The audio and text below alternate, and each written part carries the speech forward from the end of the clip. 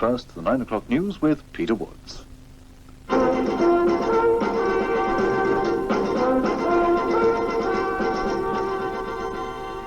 The American election in Detroit, Governor Reagan settles for George Bush as his vice presidential running mate, while the outsider in the race, independent candidate John Anderson, brings his campaign to number 10.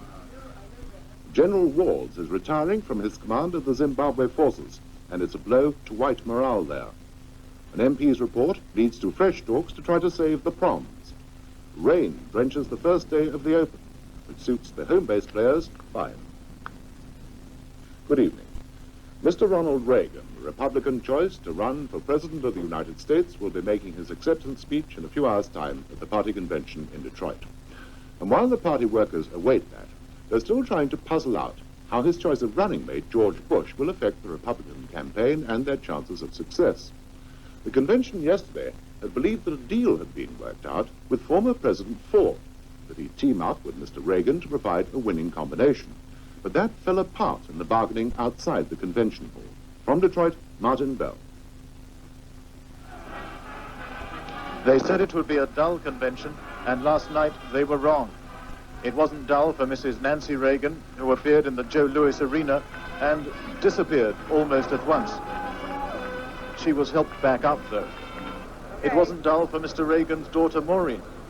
Mr. Chairman, California has 168 votes for the next President of the United States, my father, Ronald Reagan. The convention certainly wasn't dull for the 4,000 delegates and alternates who were cheering the Reagan nomination, and for most of the evening were expecting the so-called dream ticket of Reagan and Ford.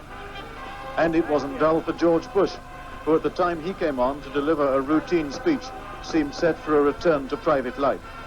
Governor Reagan, watching it all from a nearby hotel suite, had offered Mr. Ford the vice presidential nomination, but the former president had wanted far wider powers than Mr. Reagan felt able to offer.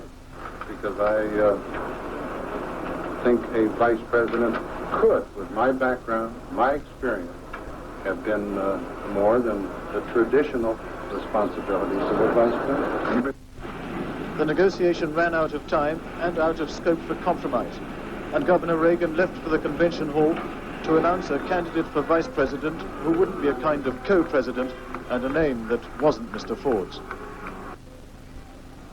I have asked, and I am recommending to this convention that tomorrow, when the session reconvenes, that George Bush be nominated. Today, the two men came together at a news conference, playing down past differences between them. George Bush, perhaps, was still a bit surprised to be there. At the time I was making the speech, I was not oblivious to the speculation in this, particularly out here, that had somebody else anointed and selected. And that does not exactly get you up for the speech.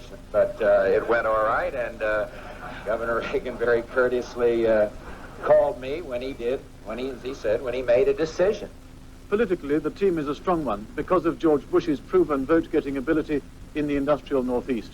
It may actually be stronger than Reagan-Ford, which would have been portrayed by its critics as rather an elderly combination.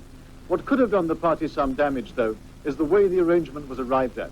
The confusion and indecision, the dickering and dealing, the settling for second best. Tonight is party unity night, and Republicans will be putting all that behind them.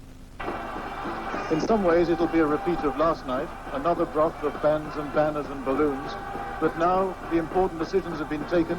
The event will close with Governor Reagan's acceptance speech. It will not have been a dull convention at all. This is Martin Bell in Detroit.